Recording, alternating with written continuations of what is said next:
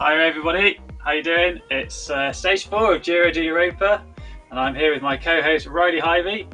How are you doing today, Riley? Great, thanks Mike. It's a lovely course tonight. I'm looking forward to seeing this one play out. There's plenty of hills involved, so should be seeing some good attacks and some good splitting of the field. Really looking forward to seeing this race. Should be interesting. Yeah, you can see we're in the lovely town of Pienza, Tuscany in Italy. You can see the lovely background behind us, and it's going to be a hilly one.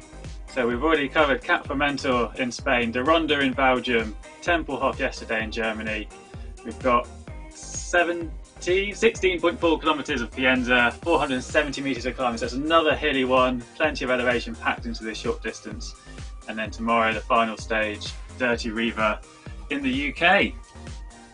So let's take a little look at today's course then. So we're starting off just outside the walls of the Pienza town. Slight little bit of elevation as the ride gets underway before we top out and we start dropping down onto the Strada Bianchi roads. These are some quite tight roads. There'll be some jostling for some position, and there's also some auto braking. There's a few really really harsh corners within this descent. At the end of the descent, the first descent, there's a very quick turn into a sharp climb. Quickly over that one, some rolling terrain. There's another hard climb, topping out about 12%. Over the top of that, descend again, hard right corner, and then we're back onto the tarmac and we start climbing back all the way up to Pienza. Some extended, it's a long climb back up the Pienza wall climb, and it doesn't finish at the end of the climb. We're going to go straight through there and straight over the top again. That's a 2-lap of this course, but it's really great. There's some, as I say, there's a few different short, sharp climbs within there to really shock the pack, give the opportunity for breakaways to really capitalise, and there's also the long climbs there to draw it out. Should be good. Well, as always, we've had the 2 early races today, the morning and the midday slots. We'll give a little recap here. So the early slot, we had the regulars, Warren Gardner, Martin Skudelarek, JR was in there, Daniel Badke, and also Casper Heiderdam, our regular from the evening slots. He was also a morning rider. Alistair McAlpine as well there, slipping into the morning slot. But it was a breakaway win for Heiderdam. He powered away and he took the win over the top. And then in the midday race, we saw a very aggressive start by David Daly. I'll just recap, here we go, a bit more footage of race 1 there. And then in the second race, it was Sam Kimber who took the win. He broke away on the final climb from David Daly. Here we go. David Daly went out really early, aggressive riding off the start line. Caught up by the pack with the ODZ guys working together. Jason Flores, Jerry Dalport, the Dark Knight there. And then there's a small pack in behind. There's Jason Flores there giving us a little wave. But it was Daly and Kimber, as they have done in a number of the midday races. They pushed on ahead, and as they came to that final climb, it was Sam Kimber, I think it's a slightly lighter rider, just pulled away and he took the win 200 metres ahead of David Daly. So here's those times then. Gave you a little preview of those just now, but Casper Heiderdam there, 26 minutes 44, a full 2 minutes ahead of Alistair McAlpine, and then yesterday's Crip winner Warren Gardner in 3rd place. And in the race 2, Sam Kimber 34 seconds ahead of David Daly. And B. Maxu, it was his first time in the Giro di Europa, coming in 3rd place. And Rommel Garcia, who we've seen sneaking into the top 20 overall rankings, he's finished with a nice 4th place there on race 2. So how does that look on the series standings? The series standings have been jumped around a little bit. There we go. Casper Heiderdam currently top, although rumour has it he's riding again in this evening slot. We think we've seen him on the start line. Sam Kimber there in 2nd, David Daly in 3rd, and Rommel Garcia, as I mentioned just now, in 4th place. Pretty tight between a few of those guys there. It's going to jump around a little bit after today's evening's action, and we will bring you the live result standings after the race. So I'm going to get ready to race, and Riley's going to give you an update on yesterday's prize winners.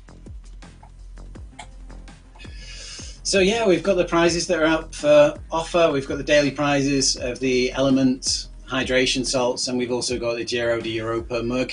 Element hydration salts are voted for by the public, so we do a poll after every race, and we ask that everyone head over to the RGT users Facebook page and they can put in their vote for their rider.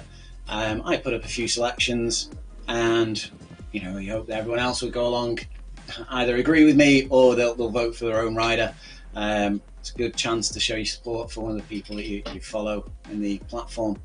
So the Element hydration salt's been won this time around by Tom Gakes, who put in a sterling performance on the Tempelhof Airport crit circuit. He said he was going to do well in it, and he delivered. Really good to see him do that. The Giro d'Europa mug, that was won by Eric Denning. The Giro d'Europa mug is a piece of memorabilia. We're offering this one as a prize to anyone who completes all of the races on a day. Sorry, that's not the end. All the finishes of the race on a day get put into a draw for the Giro d'Europa mug. It's a piece of memorabilia.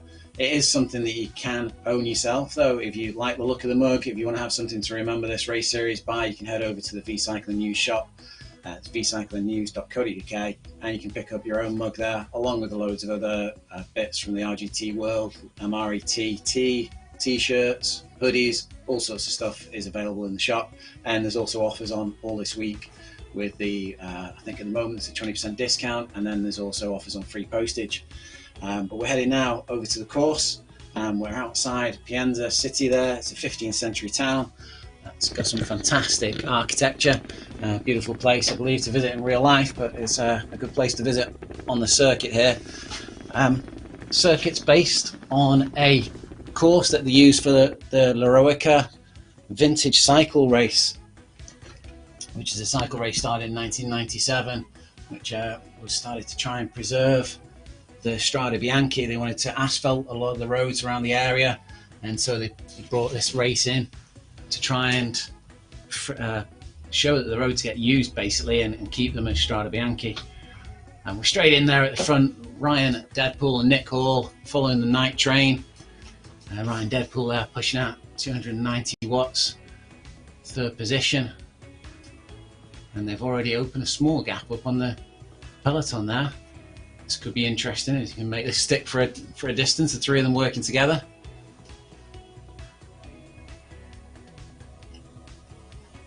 Nick Hall has already shown that he's a strong rider from all of the events. He's finished quite highly in every single race so far. And we see here on these narrow roads, those left-hand bends there, and this right-hand bend coming up straight into an incline, that auto braking applied, and then trying to find the right gear to hit this incline going up. Hitting 4% there, creating some interest. Back with Nick Hall, pushing out 470 watts there, coming up here. I'm not sure that's Wouter Klaes who just moved forward there. And there's Casper Hederdam, our little Energizer Bunny, making it onto the front again. Once again, he's the rider that we're talking about. I wouldn't be surprised that Rasmus Feldball has just gone through there in front. And it is Rasmus Feldball, winner of last night's race. The two of these guys have been working, Casper Hederdam and Rasmus Feldball have been working through most of the races together.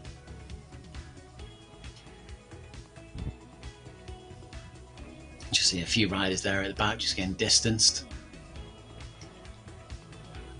Joris Shepherd's in the mix there.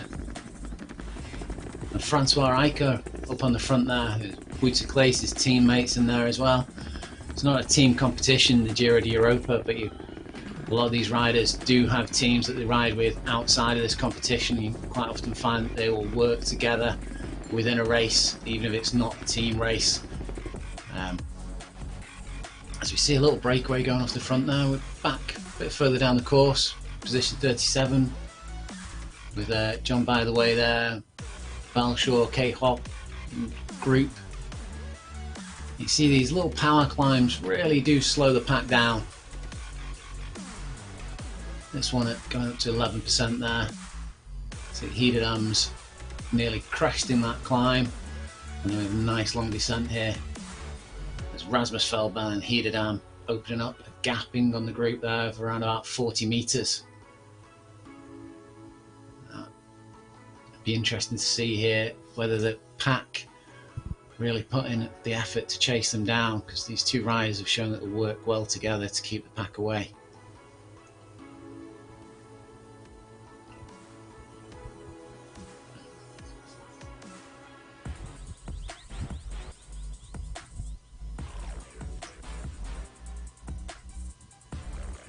See Wouter Claes there. Rasmus Feldman and Hederdam here, they're not putting in too much effort on the descent. You can see with the power bars just underneath their names, they're in blue, which means that they are easing off 270 watts. It's below their FTP. As Feldman puts in a little bit of an effort, and you can see the pack closed in. Angus Smith coming through into the front position there.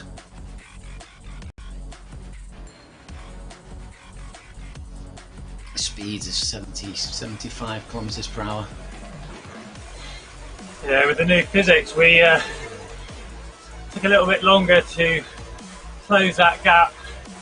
There's not that slingshotting effect, so the pack travels downhill a little bit slower. It was good to see that we did catch them.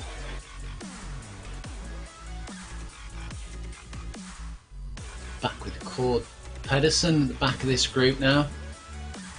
He's just putting in a little bit of a burst there to get himself back into the group. That's Mike that we've just passed. Hederdam once again on the front of the group, putting in a strong effort. He's not allowing anybody to have a rest. He's already raced once this morning and put in a very respectable time. Perhaps he felt that it wasn't quite enough, and he's decided to come back and race again.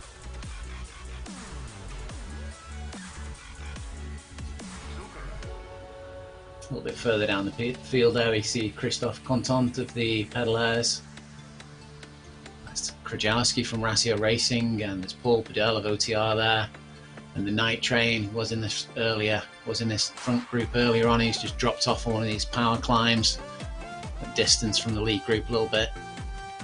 He's trying to chase back on though.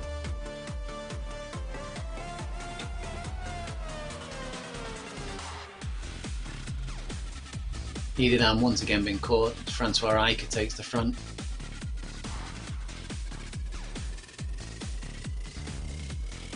Francois Riker, 296 watts. I was looking at the leaderboard, and it's pretty close between 5th and 10th place, with Walter Claes, Joris Shepherd and Christophe Contant. So if he's been dropped out of this front group, I can see him dropping a few places in the GC.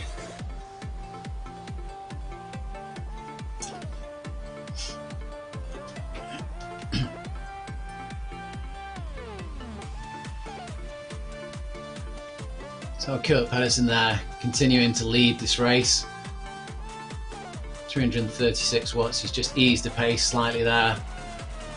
That's Francois Riker, and I think that might be, it's Gavash comes through on the front briefly. John Samu also there. And again, it's the push on the front, it's Daniel Cadiz this time.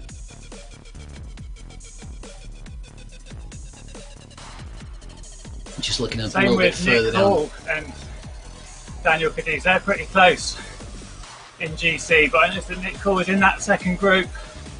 So again, we can see some places getting switched around. We'll keep an eye out for that when we see the series rankings at the end of the show.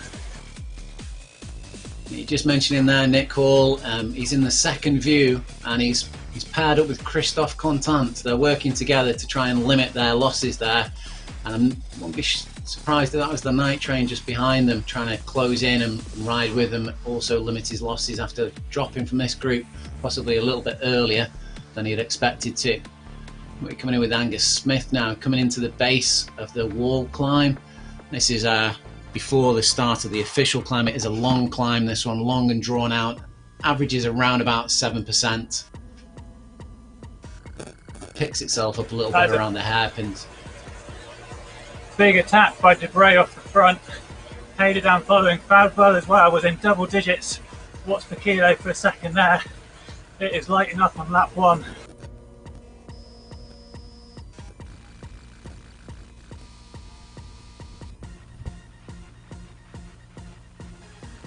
That's Rasmus Falbal. I think it's Hayderdam again have gone through past Debray. Dubray's trying to chase back onto the wheel there. That's Falbal in the lead. It's looking like it's Hayderdam in second place. Debray behind and just being distanced slightly now. So these two Danish riders put the power down and open up a lead on the rest of the group again. If these riders continue at this sort of pace and crest, they are going to be, well, I think they'd be unstoppable on the second lap. Falbal going further in front now. But the chase group showing at 22 seconds from Rasmus Falbal there, and it is Hayderdam indeed in second place. Wondering whether his legs are feeling a little bit tired after his morning efforts. Looking at the entire group there, it's looking like Francois Eicher, Angus Smith at the back of that chase group. Daniel Cadiz and Woods Clays at the front. Nick Greenhalgh distanced slightly from this group.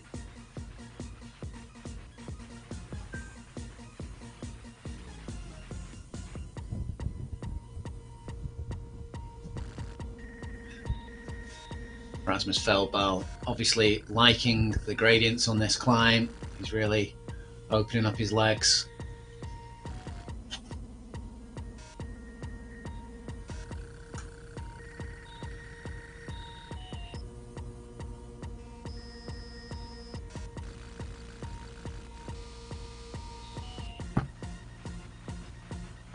Beautiful scenery. It's just, I think we're coming up to the start. Now Jason Flores there, the Night Train Diesel.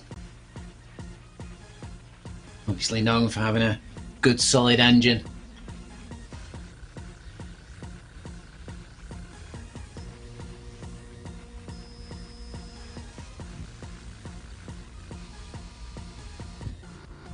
Woods Clays moving up there into second position.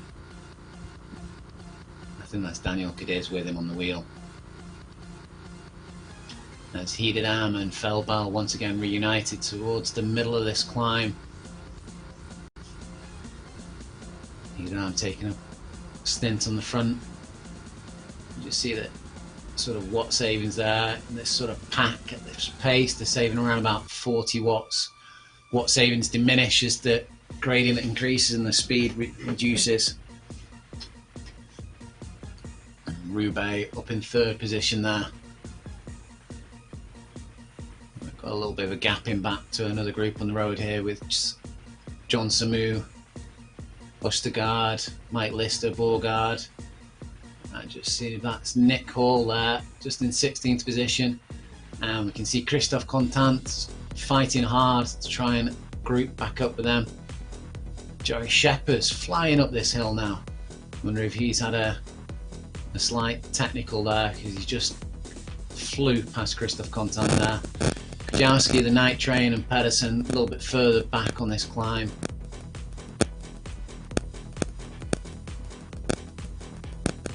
Still pushing out good power. Nick Cole absolutely flew past us, our little group. Contant is going with him. I think Shepherd had an issue, he was 50 metres behind us, but it's come back together.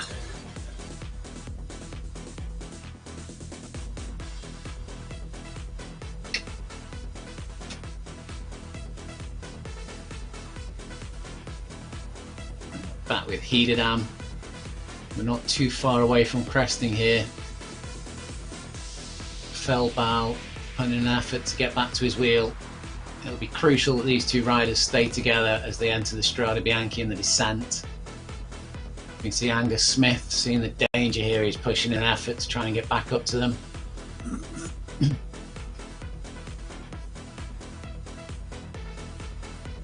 I think what's going to happen now is that they're going to have to limit the losses on the climb, and they're going to have to work as a pack together on the descent to try and close in this distance. Casper Hedam pushing out solid 400 watts there. And they are now levelling off. Just see the gradient starting to diminish. And they'll be over and down onto the descent in no time at all.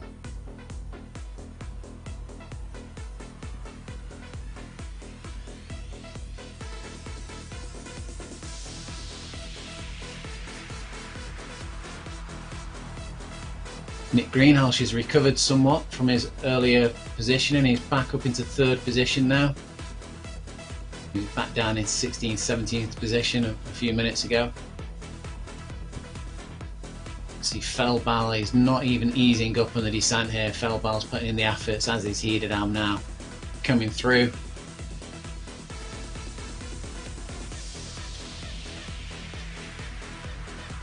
A pair of these riders pushing hard on the descent to keep the gapping.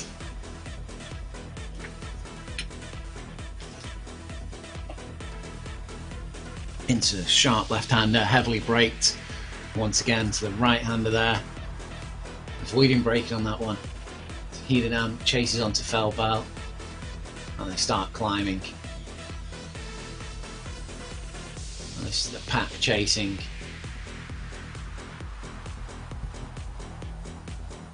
Heavily braked into that left-hander and then the right-hander into the climb. As the pack slows, Fellbal and Hedam have already crested that climb and are moving away.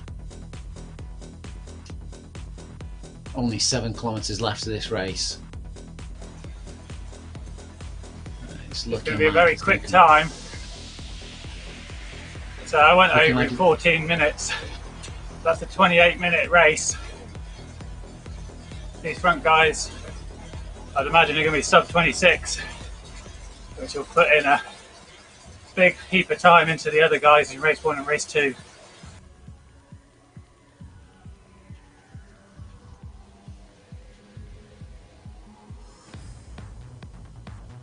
See Angus Smith on the front of the chasing pack there. His power bar is in green. Fellbal and Hedam, anytime one of them takes the front, they're going deep into the red power bar.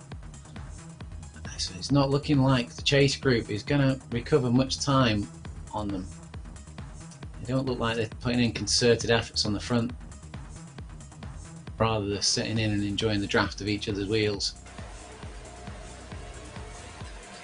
Have you got eyes on James Melville? He was in 3rd place at the start of the day, or 2nd place maybe, on the podium anyway. I don't see him in that front group. Did only see Melville briefly. I've not caught him on the coverage since, well, yeah, for a good while now actually. I think you're right, he might be a bit further back on the... There he is, we've picked him up, he's in position 25. And pushing hard. He's with a good solid group. He's got Fleming back with him, Jay Fussell of the SDW riders, and he's coming up on Kurt Pedersen, who was putting in some earlier efforts. Flew past him. 24th position, he's chasing on hard. Obviously had some kind of a technical or an issue that's led to him being in a lower positioning than usual. And he is putting in a tremendous effort there, trying to catch up as many places as possible, trying to protect his time.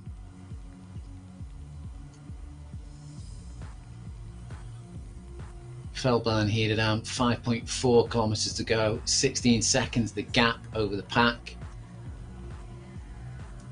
So we see Melville coming round 24th position. Let's see where he can finish up. We can catch up with any of the groups ahead of him on the road.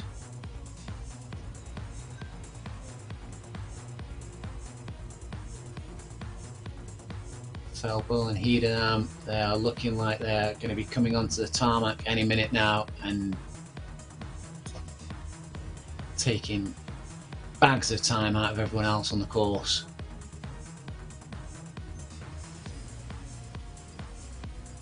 .24 seconds the gap in now.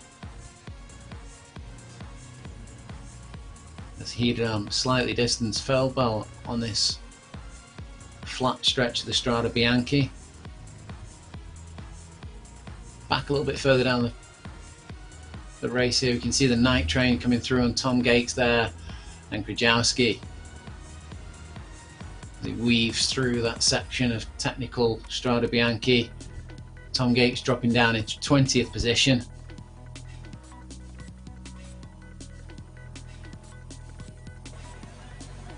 I'm currently in no man's land between that group and the front group, 300 metres ahead of the night train, Grajowski and Gates. I'm 350 metres behind the chase group up the road. I have got Borgard for company, so we'll try and work together. We're just coming onto the rolling section around the back of the course.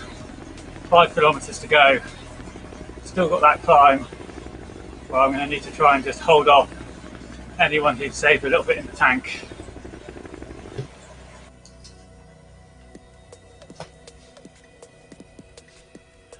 There we are with Mike Lister, and Bugai's just coming up on his wheel. You wonder whether Borgard's there. He's just seen Mike's wheel and thought, that looks like a relaxing place to sit. And he's just misjudged sitting into the draft there. Mike's pushing out 350 watts. So it's not that easy. I'm trying not to give anyone an easy ride. Obviously I'm riding for time as well. So I need to keep pushing on, make sure I don't drop too much time from that front group.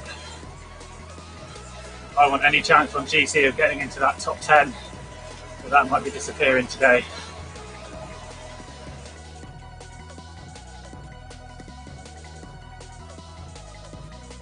Back with the front group here of Rasmus Feldball, Kasper Hederdam. Just coming down the last descent. They've opened up a substantial gap on the rest of the field. It's looking like 28 seconds back to the rest of the field. Fantastic racing. We've seen this virtually all week from these two riders, though. They've gone out and led the race from the front, controlled it from the front, and they've basically just let everybody else worry about chasing them. They've just rode their own race at their own tempo. Open the gap up to 30 seconds now. As they come down the last corner, and they're entering the tarmac and beginning this climb up to the city walls. They've exploited a bit of a weakness with online racing, that it's very difficult when you're in a group to communicate with others and work together. You know, they're being chased by a group of 6. They should be able to work well together, take turns, get some recovery, but it's really hard when you're on an online platform to get that communication going, and that allows the people on the front to have more of an advantage. Yeah, I certainly believe that there's a few of the racers who are on Discord groups who are working together in this race, and that, like you say, Mike, it's for those few racers together who can talk to each other and say, yeah, I'm spent, it's your turn on the front now. It makes it a lot easier for them switching. We've got a little bit of a race occurring now as Daniel Cadiz is taking the front of the second group on the road. Nick Greenhalgh, who has he'd made some good position up earlier on, he's fighting to get to the front of this group as well. Angus Smith's in there, Wouter Claes. Daniel Cadiz just stretching his legs, opening up a little bit of a gap on the rest of his group. Angus Smith has seen it and has started chasing on for him. Just to answer a question from Jason Flores in the chat, he says, is it better to drop back for a group or hang out in no man's land?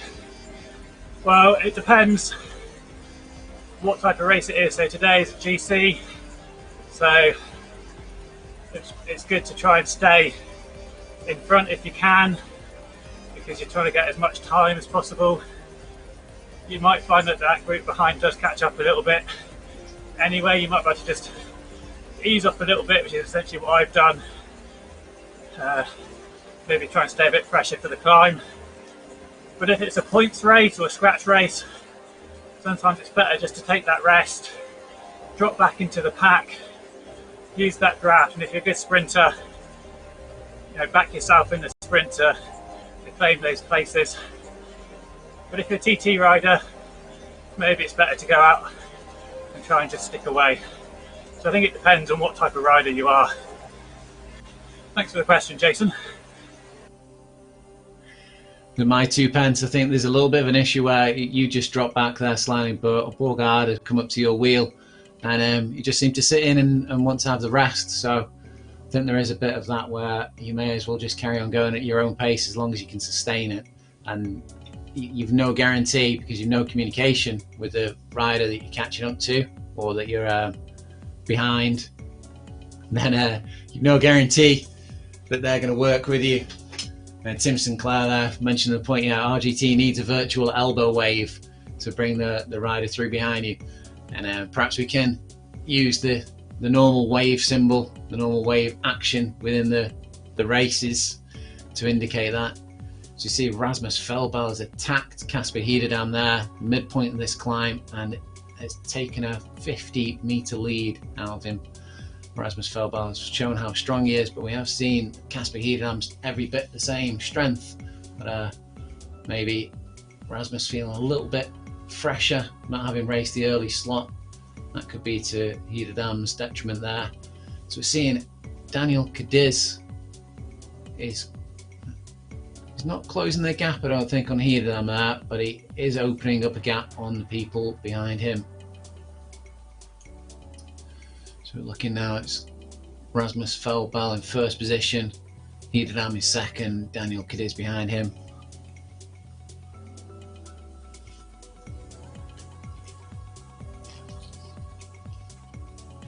Only 670 metres of this race left for Rasmus Felbel, not too long to hold on. I'm sure he'll be looking forward to that finish line.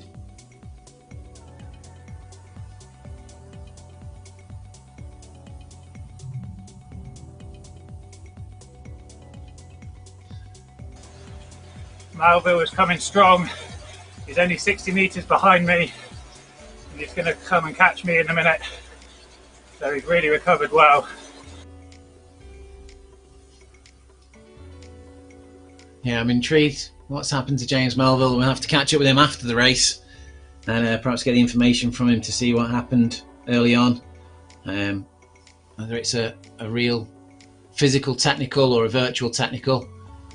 See Casper Hederdam just putting in a last bit of a sprint here to pick up Felbel. Felbel seems to have just faded slightly. I don't know whether he's relaxed a little bit too soon before the finish line. Hederdam's come up to him and just slowed as he got to him there. The auto braking, the computer system thinking he was wanting to sit into his wheel as their paces matched parity. Goes again Hederdam, and he's going to go to the side. Felbel, he's just had a look behind him there and he's eased slightly. He's sitting on the wheel of Felbel. It looks like Hederdam wants Felbel to take the win in this race, because Daniel Cadiz is 130 metres behind. Felbel putting the last effort now to take himself over the line and finishing a fantastic time, but only 26 minutes and 8 seconds. Hederdam coming through just slightly slower than that, and Daniel Cadiz with only 113 metres left to the line. As Roubaix is coming up hard behind Daniel Cadiz.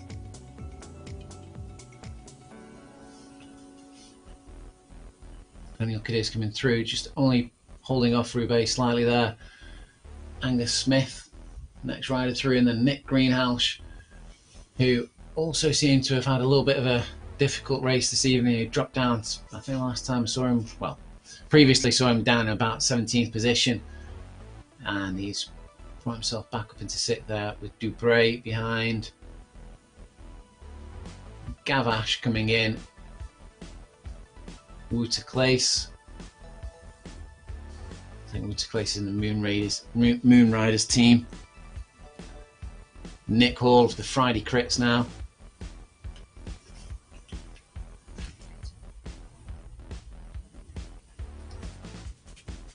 He's looking like he's going to comfortably hold off Joris Sheppers there with a 30-metre lead.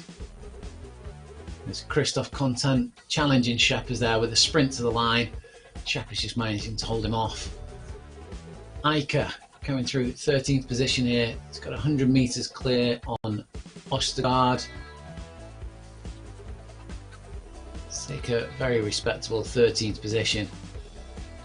Francois Eicher training for the Baston Liège Baston. It's a slightly lighter rider who likes climb more like the Stelvio, a little bit more sustained. So Stelvio Mont Ventoux.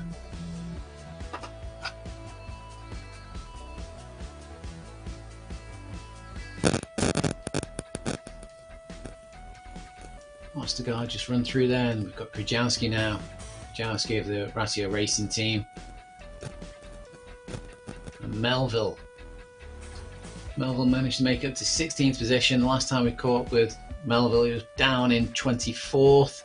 He was riding very strong. Managed to overhaul Mike Lister. And there's Tom Gates coming through. 18th position with the Night Train in 19th. Borgard there, who we saw briefly, was riding with Mike Lister.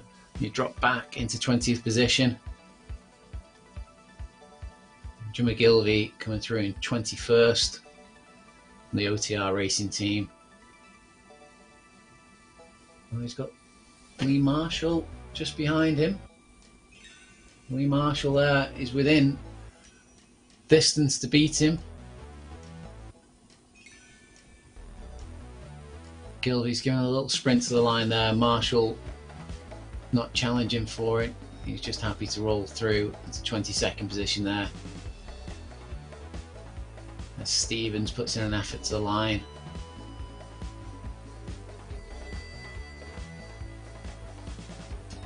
And Nixon, Swedish rider, back in 24th position. We have seen some big gappings on the road here. Again, we've seen in a lot of the races so far.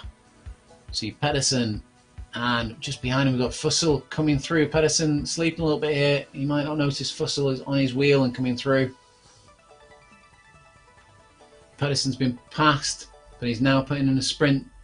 He's not happy that Fussell's made it past him. Nixon through and clear in 24th position as we're back now. The battle on the road between Fussell and Pedersen. Pedersen sitting in on Fussell's wheel. He's going to put one last effort in now to go past him, and he does make it past him. Fussell's not reacted quick enough. Pedersen making it back up into 26th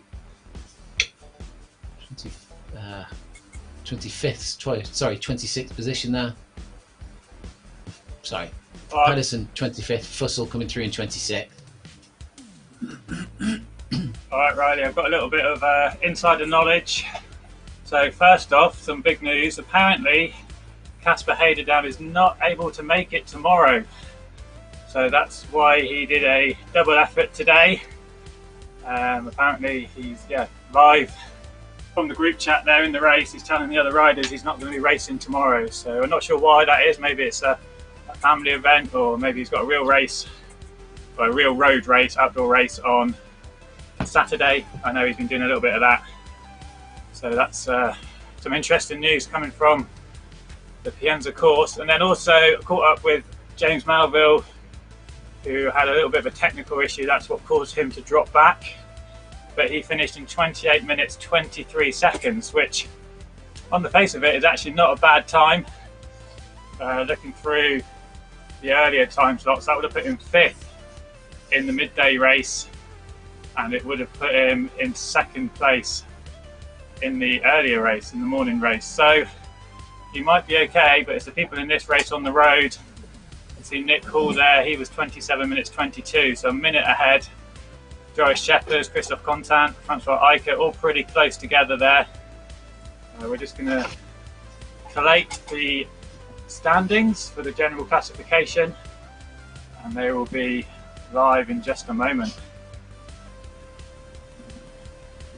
So you see Stephen Bellio coming through there for the OTR Racing team. Just behind him we've got Ryan Deadpool, who was up at the front end of the race for a bit at the beginning. Yeah, I'm not sure this is any of these races really Ryan's sort of terrain. I don't think he would have chosen this parkour for this general classification, but it's great to see him and everyone else, taking part in this race series on RGT. I know we've got a few people from other platforms who've come across and are enjoying the racing, enjoying the drafting. So it's great to see them here and on these real roads as well. They do look fantastic.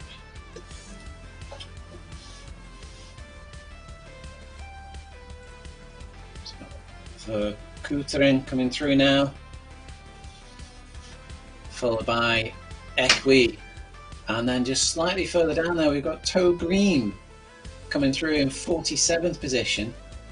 And Toe had put in a great effort on the crit circuit yesterday. I think he was around about 6th finishing yesterday, so I'm surprised he's quite as far back, although obviously it's horses for courses and perhaps not a terrain that he likes.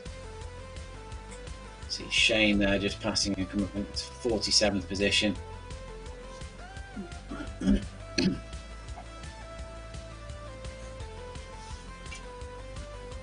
Once again, good to see riders completing several stages. We have got the general classification on rgtdb.com, so riders can check out their position. As we've been saying all week with these courses, anything can happen. I didn't even survive one lap today. I got dropped on that climb up to the start finish line. That certainly cost me some time from the drafting. Just the efforts of the previous 3 days taking their toll. They are short races, hard races. You do need to recover well in between. Right, so here we are then, the series standings. Straight away I've just looked for myself then, I've dropped down 3 places in the standings. But from the top then, Casper Heiderdam in first place, 2 hours, 5 minutes, 13 seconds. He's got a 60-second lead over Rasmus Feldbau at the moment, who is just about 1 minute ahead of Daniel Cadiz. And then Patrick Rubar in 4th place. So with Casper Heiderdam perhaps not making it tomorrow, those 3 will jump up. Maybe we'll see a little bit more movement there. But as we go down, Patrick Rubar on 2 hours, 8 minutes, 9 seconds back to Angus Smith. James Melville drops down then to 6th place, but he's only 21 seconds behind Rubar. A few seconds ahead of Nick Hall in 7th, Christophe Contant in 8th, and Joris Scheppers in 9th, and Walter Place in 10th. So from Rubar down to 10th, Walter Place, that's 1 minute and 14 seconds. And if what we're hearing is correct about Heiderdam, that means that's the podium position. It's all to play for tomorrow. Any of those guys could end up in that podium position. I'd say it's all to play for. And just outside the top 10, Sam Kimber on equal time with Anthony Dubray, just milliseconds separating those 2. Gavin Ash in 13th. There's me, Mike Lister in 14th, dropped down a few places this evening. David Daly, he's been doing some of the early time slots, so he's doing well to be so far up. I know he's actually targeting a top 15, so he'll be happy with that position at the moment. Francois Eicher there in 16th, Krajewski 17th, Rommel Garcia, again another rider from some of the earlier time slots. We don't see much of them on the broadcast, but they're doing well inside the top 20.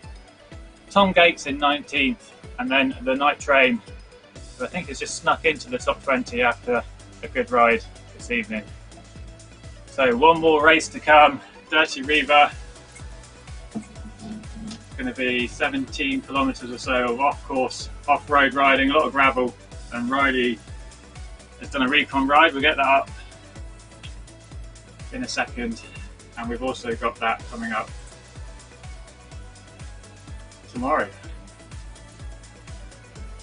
Yes, the Dirty Reaver is a fantastic course, done in coordination with the Dirty Reaver Ride, which is a 200-kilometre ride. So riders will probably be glad to hear that it's only a sample of that ride at 17.7 kilometres with around about 265 metres of elevation. A little bit unusual for the courses in RGT. We have differing terrain like we had the Strada Bianchi today, but the gravel in Dirty Reaver does actually affect the speed that your avatar travels at. So when you're travelling from transitioning from the tarmac to the gravel, you will notice a slight little bit of a drop in the speed. And when you're hitting the climbs, you might be hitting them at 8%. They'll feel more like 11% when you're on this gravel riding. So it is a little bit of one of those where you might be looking at your speed and think, I should be going faster than this, and push harder, and you might just find yourself blowing a little bit sooner than you expected, because these gravel roads do add that little bit of extra resistance. It might be a shorter course, but in reality, it's more like doing 25 kilometers on the road riding. It's really picturesque. It's a fantastic course to ride. You can see the dappled light coming through the trees. There's log piles on the side of the road. It's great. It's going to be one brilliant one to watch. It's going to be a brilliant one to ride. And I hope, Mike, you can stick it out a little bit longer and you can stay with the lead group a little bit further on this one. Some fantastic power climbs. That's one thing we'll note, is that when you see the climbs, you've got to hit them hard, you've got to get over them. They're not long drawn out on this course at all. Real stingers. Yeah, a lot more punchy climbing tomorrow. It's only around 220 metres in total, which is half the total elevation of today. It's a bit more like the first half of the Pienza course with those small punchy climbs. No, nothing like the longer climb that we had at the back end of today's course. I'm just having some of my electrolyte drink. We've got the LMNT boxes here. We're giving some of these away for the rider of the day. We're going to get the poll up. Riley's going to put that on the Facebook group shortly. We're going to have 3 of his picks, and of course anyone else. You can pick your own rider who you might have seen throughout the pack today. I think James Melville's got to be up there. He came back from, well, he was 800 metres behind me at one point, and he finished. Actually, at the end, I was closing on him.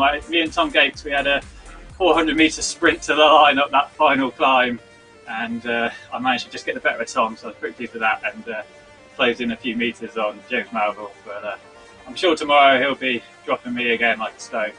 So he'd be my pick just for that great recovery. And I'll leave it up to you, Riley, to pick the 2 others to go onto that initial leaderboard. Fantastic. Well, yeah, I can't deny James Ogilvy. James Mark. Melville. I'll get there in the end. Too many Jameses. Too many Jameses. I can't deny Melville. Such fantastic recovery that he made there. Such a fantastic time, and you wonder how quickly he would have finished the course. Would he have been up there with Guy Dam and Rasmus Feldbau if he'd not had that technical? Would he have been one of the lead riders? Would he have been the winner? But I would also like to put in there is Christophe Contant, who's done some really solid, steady riding throughout this series, and I think as well the night train just to have snuck into there with some riding that I think possibly doesn't suit his style of riding. To have got in there in the top 20, I think he's another great rider. But yeah, as always, we'll be putting the poll up on the RGT users group. Please head over there, add your votes to ours, add your own rider if you want to add a rider. We're doing this, it's for Riley's rider, it's for the Element hydration sachets. There's 30 in each box. These boxes are really high quality hydration salts. They'll make up to around about 60 litres of the hydration salts for you, the hydration water, take on the rides with you. Really good at stopping you getting cramps, really good for after exercise. Some great flavours in there as well. I know some of my friends just like to drink them all the time instead of just plain water. Quite expensive. They retail in the UK for around about £45, so it is worth having. So get over there, get your votes in. Don't forget, you can head over to the V-Cycling News shop as well, vcyclingnews.co.uk, and you can pick up any bits of the other memorabilia, the Giro de Europa mug, which we'll also be picking for tomorrow's winners from the riders who finished today's stage.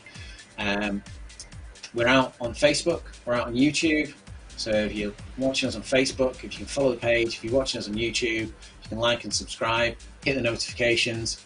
Really helps us to keep on putting out this series for you and future series as well. And yeah, I think that's it. That's me out of stuff for tonight, but I'm really looking forward to tomorrow. It's the last in the series. Dirty Reeve is a great course to be finishing on. It's beautiful. Don't get to ride it. I'm going to head over there soon because it's not too far away from where I live. Yeah, looking forward to it. I'm just going to give out some shout outs. So yeah, just want to say Paul Nichols, David Torello, John Samu, Tim Sinclair, Jason Flores, all getting involved with the chat. So thanks a lot, guys. Thanks for tuning in. Thanks for the comments. Really appreciate what you're saying. I'm glad that you're enjoying the coverage. We're going to go get some recovery in. I'm going to try and do a better job than I have yesterday. Maybe that pizza wasn't such a good idea. I am having more Italian tonight, but I'm sticking with pasta, so hopefully that will give me a little boost I need for that final stage tomorrow. So thanks a lot, everyone. I appreciate having you with us. I'm going to wrap that up now for me, and good night. Just one final little thing to say. We do love having your comments. If you head over to the Facebook page and you write a comment under the stream during the live stream, we can get it up on the screen. We can discuss what you're saying, as Jason Flores did tonight, as Tim Sinclair did. So it's great to have your input into the broadcast, and it's great to hear what your thoughts are on everything. If you see something that's happening with the rider, or you know something that's happening with the rider, like what's happening with James tonight, James Melville, then we'd love to hear about it. Get the information over to us. If you know about Edam not hitting a race tomorrow, get the information sent over to us. We'd love to see it on Facebook, and we'll discuss it live during the broadcast. Yeah, that's it for me. Great having you with us, and we'll see you tomorrow.